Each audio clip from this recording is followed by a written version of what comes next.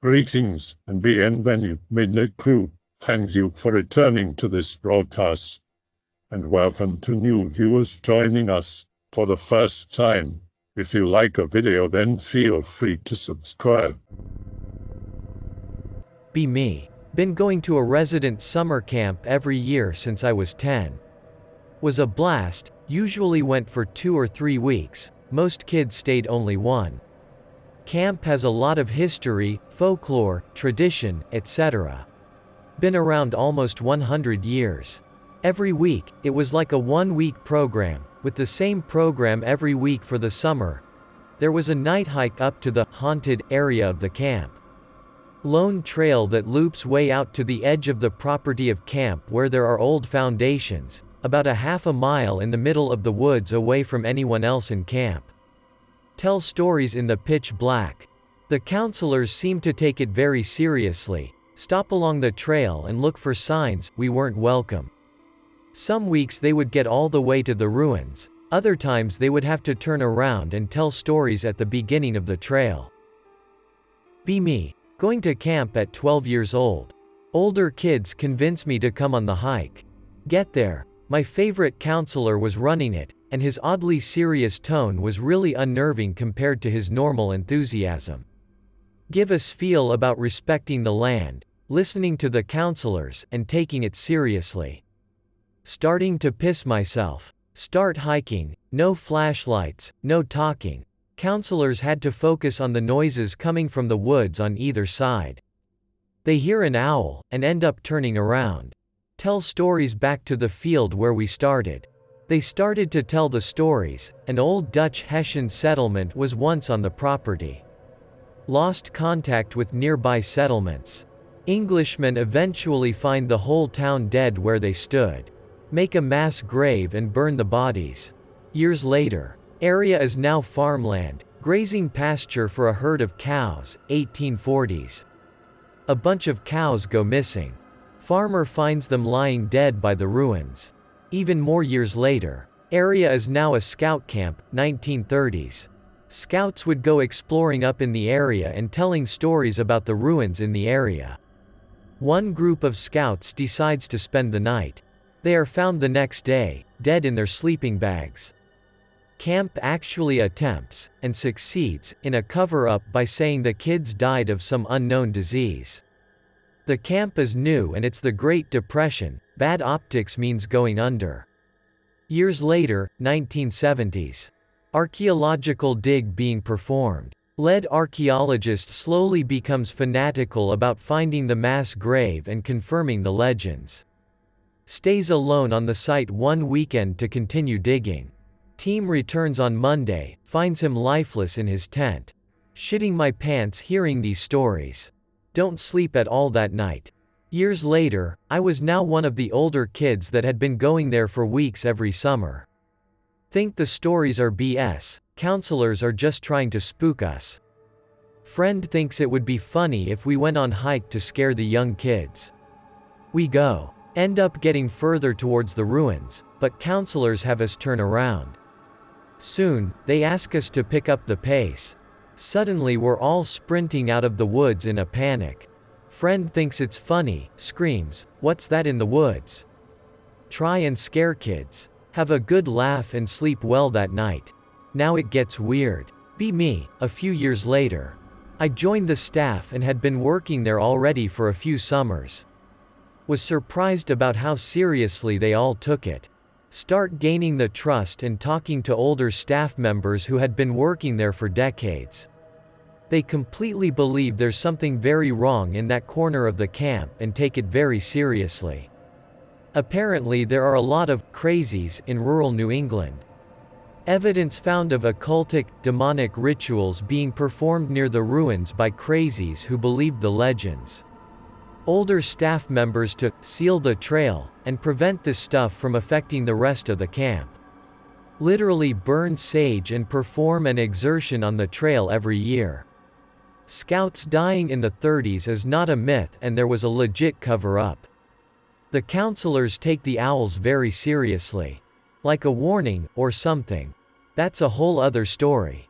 Quick run down, the owls are not what they seem. Final one for tonight. Be me. An experienced staff member who is now aware that this shit is taken seriously even when the kids aren't around. Still had never experienced anything firsthand. End up volunteering to help run the hike. Huge group that week, needed extra counselors to help out. Midway through the hike, I'm walking right in front of one of my staff friends. Pass a particular tree, get a crazy sensation of being unnerved, shiver down my spine. Ask a friend, "Hey, did you feel that?" Replies, "Feel what?" and as he passes the tree goes silent. Yeah, holy shit, I felt that. We ask the other staff members if this may mean we should turn around. We decide to keep going. Get a couple 100 meters up the trail. Distinctly remember not being able to shake the feeling that we weren't welcome. At the front of the group, a huge tree falls across the trail right in front of the lead counselor, only a yard or two away. Everyone else heard the huge tree just come down and are frozen in their tracks. Lead counselor, audibly terrified, yells to turn around and get out of the woods. Didn't sleep a wink that night. That's one story of many. In my years working there I had accumulated enough paranormal experiences, more than I feel like telling tonight lol, and eventually began to understand that this kind of Wiccan occult stuff is very real and there are people out there who treat it as such. Tired but might post another story tomorrow. Some of you wanted me to continue, so I'm just gonna start going. I have a lot to tell. Worked at this camp for 4 summers, had a ton of different experiences. I don't want to be too specific about a few things, don't want to dox myself, my coworkers, or the camp itself, but otherwise I'm telling as I experienced it. This is simultaneously the story of how I went from an atheistic paranormal skeptic, as they programmed us in school, to the true understanding that there is much more going on in our world than we are not yet aware of. I guess I'll start with this one. Chronologically, this is after I went as an older camper and before I'm a few years into staff. It's also the first time I really started to question what the hell was going on up there. Be me. First year on staff, kinda spastic at the time. Joined because of the heavy inspiration of my favorite counselor, ran the archery area and also the weekly spooky hike. I got hired as the assistant to the shooting sports area, not just archery but rifle shooting. Trailhead for this spooky trail begins, at one end, next to the archery pavilion. Don't go on the hike until about 3 weeks into the summer when one of the other staff in my cabin wanted to go and see how they faked all the noises and spooky stuff. Counselor friend and I get there, help out the staff in charge, but we are mostly just watching them handle things. They give speeches about respecting the land, staying quiet, etc. We go, nothing happens all the way up to the ruins. We get there, everyone sits down, the counselors in charge start telling the stories. Cabin mate and I are told to watch the woods and listen closely. We're told to make a perimeter between all the campers and the surrounding woods. Stories going well. Obviously by now I had heard them many times and generally figured they were more legend than truth. Suddenly a loud bird-like noise screeches from trees right above us. Owl? Cuts through the silent forest. Counselors all turn on their flashlights and kids are obviously scared or at least startled. Remember thinking, that wasn't a speaker. I thought they hid like Bluetooth speakers in the woods and played noises, like a skeptic. Lead counselor stops in his tracks telling the story and asks the second in command. Okay. First owl. Do we go? If we hear it again, we go. Kids are shitting their pants. I realized that it was a bird, 10 feet away, who just basically screamed at us in the middle of the pitch black woods. Something I'm going to pause and say right here is that fear does make you see and hear things. Once I realized that, the owls were not what they seemed, cheesy, I know, but that's the best way to describe it. As if the owls that call to us up there were neither doing so due to random chance nor due to some natural behavior. I decided to start seriously investigating or at least trying to understand why the experiences we had up there occurred. In the back of my mind, the scientific part of me always remained conscious that, with the combination of the lore around the area, the stories told, and the collective fear induced by how seriously the counselors seemed to take this, it was very likely that a lot of the spooky stuff we experienced up there was due to our fear creating things that were not actually there.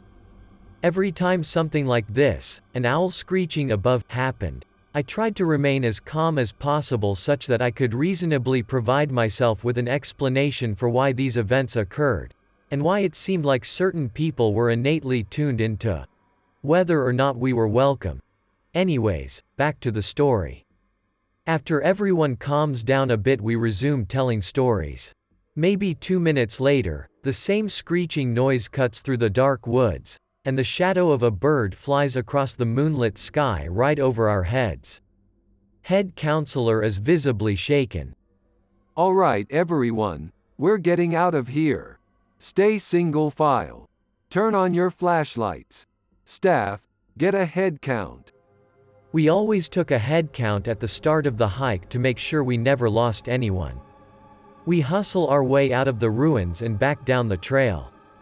Imagine a single file line of about 30 people running through the woods with counselors at the front, center, and back, all with radios. Counselor in the rear radios, I'm near the middle so I hear it. It's following us. Let's pick up the pace. In between his panting, we hear this and legit start sprinting over the rocks and the roots on the trail. Everyone makes it out of the woods and back to the field with the pavilion. Counselors are now in between the scouts and the edge of the woods, scanning the treeline with their flashlights. Everyone somewhat calms down and they decide to finish telling the stories.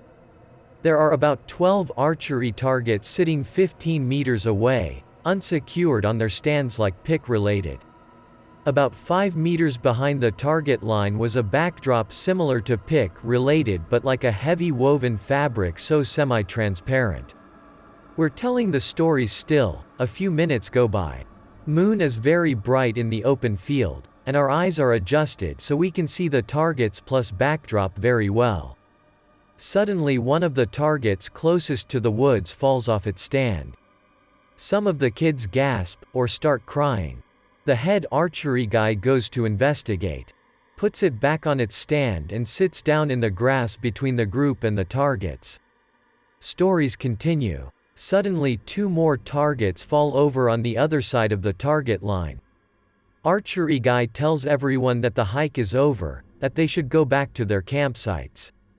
Everyone gets up. I'm helping make sure everyone knows where they are going as we make our way across the field. I'm hanging out near the back of the group, still in view of the archery range. Suddenly 7 targets simultaneously fall over. Older camper in the back of the group tells everyone to run and they're now sprinting away from the range. I hang back with the staff and think to myself that the wind must have been responsible for this pause again. I spent the next couple weeks, and years, of my time working in the archery rifle area, and this experience really stands out as the point when I realized something paranormal was at play. The morning after this happened, I was still trying to come up for an explanation for the owl and the target thing. I figured it was a coincidence, that we were in the owl's hunting territory or something, and that the wind was able to push over the targets, or the archery dude had some sort of rope rigged around them so that he could pull them over and scare the campers. Looking back, these explanations were my younger self trying to dismiss the possibility that paranormal things do occur, because coming to that understanding is a very hard truth to bear. Over time, I ended up debunking my own explanations. Firstly, the targets. I actually ended up working 2 years as the head archery counselor after this, and thus I saw the range under a bunch of different conditions. On windy days, targets to fall over. However, this usually happens when there are already arrows in the target and the target falls over the next time a camper hits it from the impact, knocking it off the stand. Additionally, and more importantly, Targets would only get knocked over by the wind if the backdrop behind them was blown way up, maybe 4 or 5 feet off the ground. This was A, because the backdrop provided a serious windbreak for the area, and B, because the strength of wind needed to knock over our targets was greater than the strength of wind required to lift the backdrop up to that point. Secondly, the owl. This one is a little more spiritual, but I ended up getting really good at ecology and understanding that all organisms in an ecosystem are constantly in flux due to the actions of all other organisms in that system.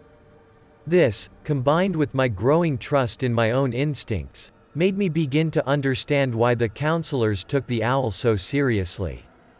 It really felt like it was warning us, or that it was aware of the unknown forces that took place in that area and wanted to try and communicate it to us. This is purely my own belief, but it's the same belief that animals are more intelligent than we usually give them credit for, and they communicate things to us in a way we don't consciously understand. Maybe some Anons will understand what I'm talking about, but the basic rundown is that the owls are not what they seem, and the staff who have had experiences up there all believe this with every fiber of their internal instinct. In the next story, Anon meets that guy. Anyways, another interesting story. This is after I had been on staff and became really good friends with all the people who had worked there for a while. Only a select handful of the elders, the people, mostly teachers, who had worked there every summer for 10+ years, ever really dabbled in the spooky stuff that happened on the property. Campfire late at night with just staff. One of the elder dudes comes out. We're already talking about whether or not the stuff about the ruins is real. He heartily laughs. There is some dark stuff up there, man. Staff, especially first and second years, are really interested in knowing more now that they realize it's not a joke, or at least not taken as a joke by the people who worked there. Elder dude starts telling us stories. This guy had investigated a ton of very strange occult, Wiccan, spooky stuff. I could say way more about him and the things he told me, but for now, lifelong interest in paranormal stuff. Had crazy dreams and nightmares as a kid. In high school he decided to make a documentary about strange occurrences and stuff in New England. Decides to try and interview Ed and Lorraine Warren. Long shot if there ever was one. But Lorraine was apparently very sweet and let him interview Ed. Was apparently always traveling, investigating paranormal phenomena. Lorraine stayed in Connecticut and watched over their museum of all the haunted spooky objects they had dealt with over their careers. Lorraine appears to notice that this dude, let's call him Ted, has some level of awareness of paranormal phenomena. She invites him over again, they become close. She teaches him about her experiences and how some of this occultic stuff worked. He has a huge photo album of all the things in the basement of her house, museum. God, I wish I could show you these photos. He only took it out around a select group of the staff and didn't let us take pictures. Real-life Annabelle doll in her cage. Tiger pelt. Eyes followed you. There was legitimately one camera angle where the eyes were looking right at the camera, and a completely different camera angle the eyes were still looking right at the camera. Real Necronomicon. Real Wiccan books. 14-foot tall paper match satanic effigy found in the woods near Dudleytown. This one creeped the fuck out of one of the staff for years. Skulls and shit that had been used for ceremonies. Anyways, TLDR, this guy was way into the X stuff way before X existed. Back to the story around the campfire. New staff asks what Ted thinks causes the occurrences up there. He says that depends on your interpretive framework, i.e. the natives would have called it bad spirits, other call it ghosts, or whatever, and that Wiccan and other occultic frameworks have exact terminology for this stuff. Says to call it whatever you want, but know that there is generally an evil force in the area, especially around one particular foundation in the ruins. Younger staff want to have him lead a hike up there so he can tell us his own stories. He laughs again. I don't go up there at night anymore. Younger staff asks why. He begins telling another story, occurred in the early 2000s. Very similar night to tonight. New staff want to go up to the area without any campers but want one of the elders who had experience to be their guide. Bunch of first-year staff start hiking up the trail. Simultaneously, two of the older staff, let's call them Will and Dave, think it would be funny to take the back part of the trail, get to the village before the other group, and scare the new staff. The trail loops around, and the ruins are at the far end. The path normally from the archery area was way closer to the ruins than the other end that looped around to the pond, but Dave taught hiking and thus knew the trail. They embark and try to hustle along the trail to beat the other group. Back to Ted and the new staff, who are making their way up to the ruins. Ted in front, walking along and hears an owl make one call. Immediately feels as if something is wrong. Keeps going, owl hoots twice. Ted's spooky senses are kicking in. Owl hoots again, way closer, and Ted stops the group dead in their tracks. Huge bird suddenly swoops down from the trees and flies inches in front of Ted's face. He turns around and begins getting the fuck out of there. Rest of the group is left shocked, as their guide just left them and is now running the other direction in the pitch dark. They all run out of the woods. Back to Will and Dave. They kept a good pace but then hit a patch of mountain laurel like pick related.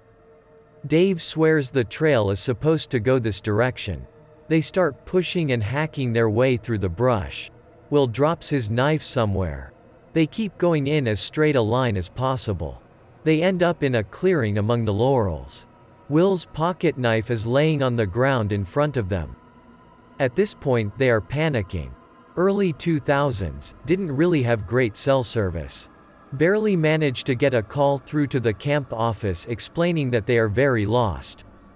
Office clerk decides to sound one of the unused siren tones. We had sirens for fire and lost bather emergencies, and did drills weekly.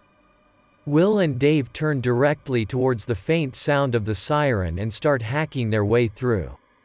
It takes them hours to get through. Loop trail was normally 30 minutes long. They get back and get a stern talking to by the admin staff. Wake up the next morning and the whole sequence of events was so strange they felt as if it was a dream. Cuts and scrapes all over their bodies say otherwise. So Ted finishes telling us this story around the fire. Knew that Will was a real guy. Met him in my first year as a camper and ran the archery area before my boss. Go to my boss, let's call him Eric. Same guy who had been running the weekly hike for years. Ask him if this story is true. Tells me it is. They Will had told it to him when he first started working there.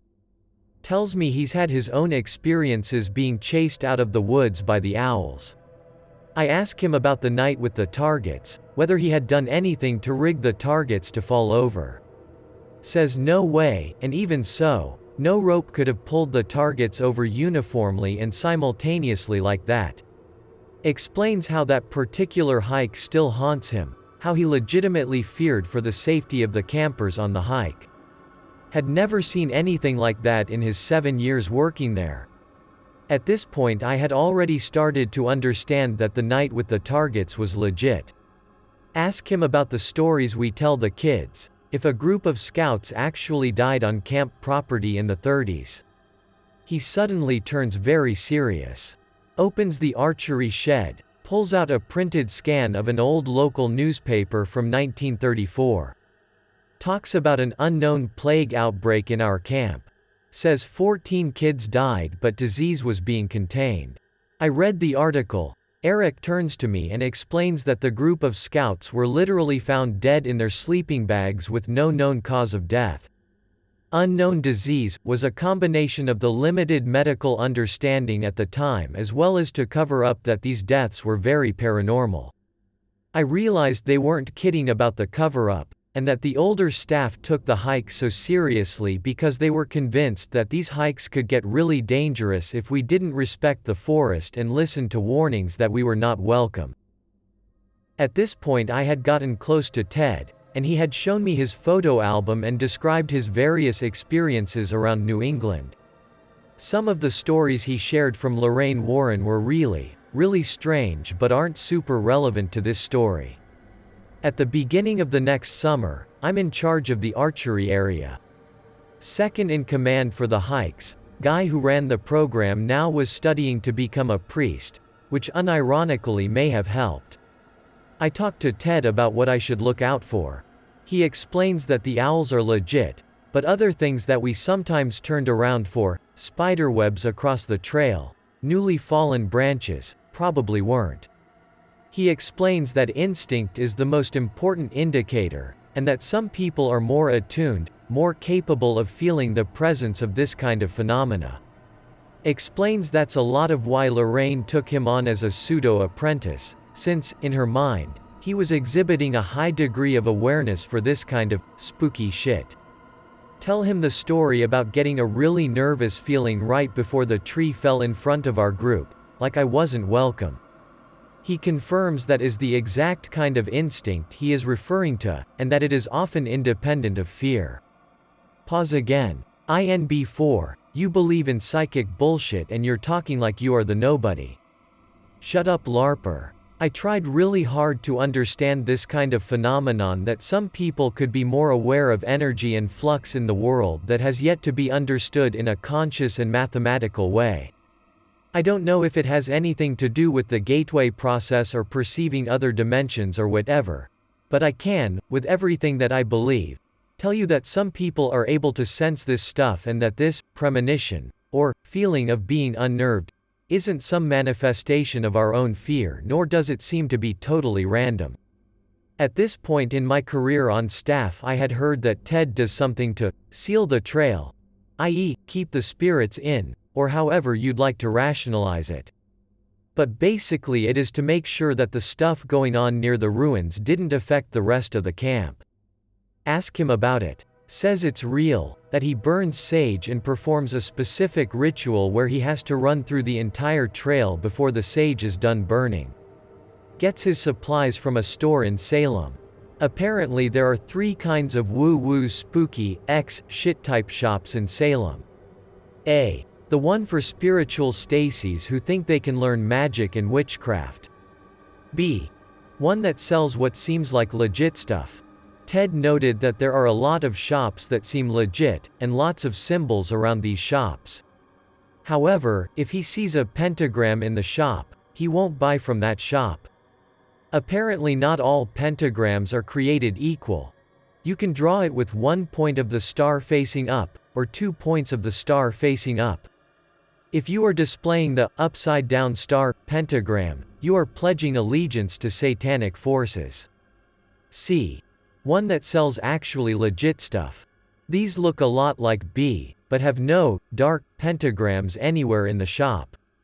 If he sees a pentagram in that configuration in the shop, he turns around and immediately leaves. So Ted is explaining to me the ins and outs of shopping in Salem and how this sealing works.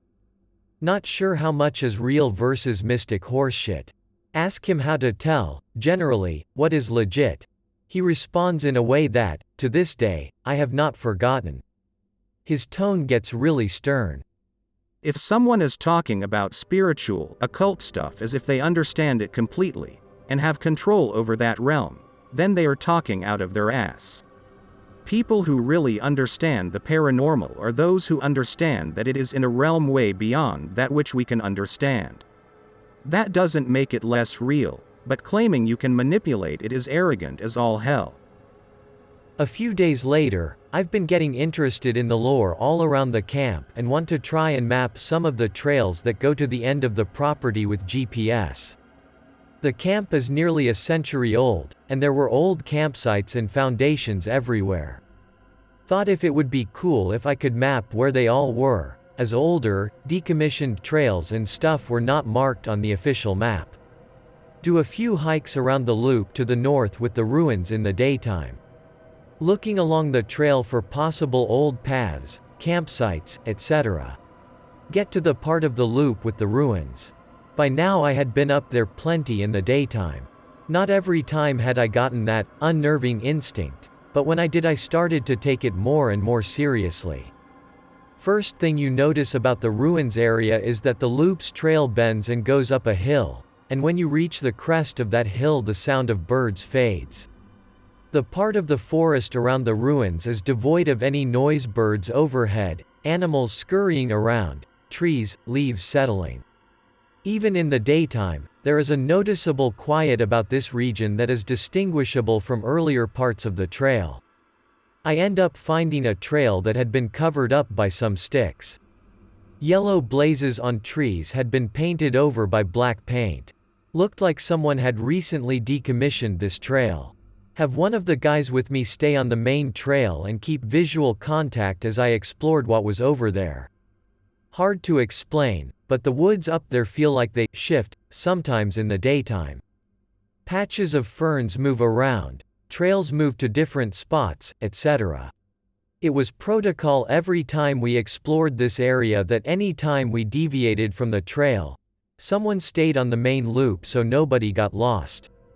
I follow the trail for about 100 meters. There's a clearing, looks like an old campsite, rocks and things not normally placed. Ring of rocks in the middle covered by leaves, looks like an old fire pit. I take pictures and then make my way back to the original trail. Find the possibility of having discovered an abandoned campsite really exciting. Talking about it with the staff. Go to consult Ted. He's also very familiar with the various ruins and abandoned stuff around camp. Ask him about it, show him the pictures, asks him what he thinks it is. Kinda avoids the questions. Tells me to keep it quiet. I don't understand what is going on, really just wanted to see if this was an old campsite. I approach Ted later in the day and ask him again. He pulls me away from the rest of the staff and I show him the pictures again. Starts explaining to me in a hushed voice. There are a whole lot of crazies up here.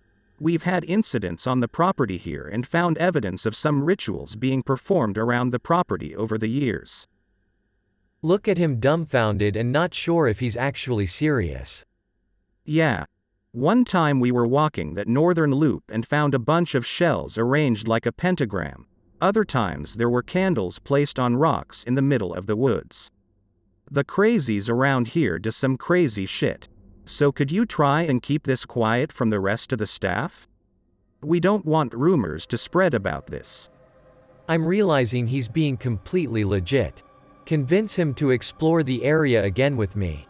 We get back up to the clearing with the rocks, right across the trail from the fire pit where we tell the stories with the campers. He starts uncovering the leaves on top of the circle of rocks. Facial expression changes. It's not arranged like a fire pit, not like a pentagram either, some other formation that was clearly unnatural and ritualistic. Points out a few rocks placed equidistant around the circle. That's where they would put the candles. WTF, this is real.jpg. Listen to me. We didn't find this. Nobody is going to hear about this, understood? I nod in shock. We destroy the rock formation and cover up the offshoot trail. Ted talks to the ranger, who lives on the property year-round, as well as some of the really senior staff. All I'm told is that they took care of it. Never talk about it again. I hope that you enjoyed tonight's broadcast. If you enjoyed tonight's story, then please subscribe to the channel as more green texts will appear daily. A new broadcast will appear when the clock strikes midnight Central Time.